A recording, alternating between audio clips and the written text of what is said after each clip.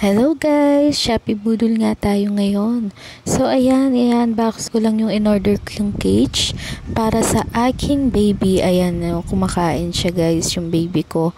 Yan si Peachy. So ayan guys, para hindi siya nasasanay na tumatabi sa amin at nagwiwiwit, nagpupupo kahit saan.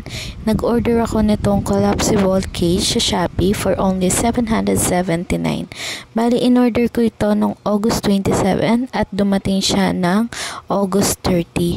So, ayun guys, napakaganda nga nito kasi meron na siyang saluran nung poop and wiwi niya. So, hihilain mo lang yung black sa ilalim para malinis mo yung poop niya or wiwi. So, ayan guys, napakaganda at napakatibay. So, ayan guys, nag-unboxing ako ulit.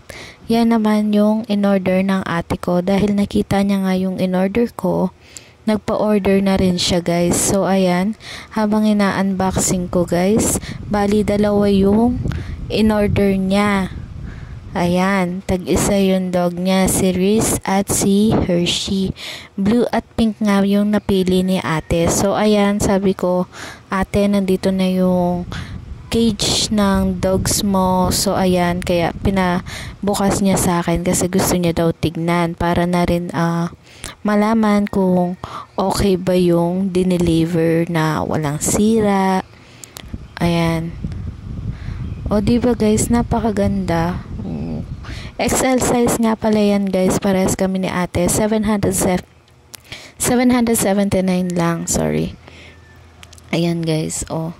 Na-assemble ko na sila guys. Collapsible cage po siya guys. Ayan.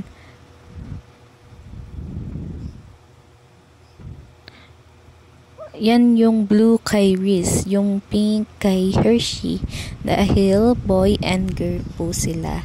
So, ayan guys, papakita ko sa inyo yung act. Yun lang.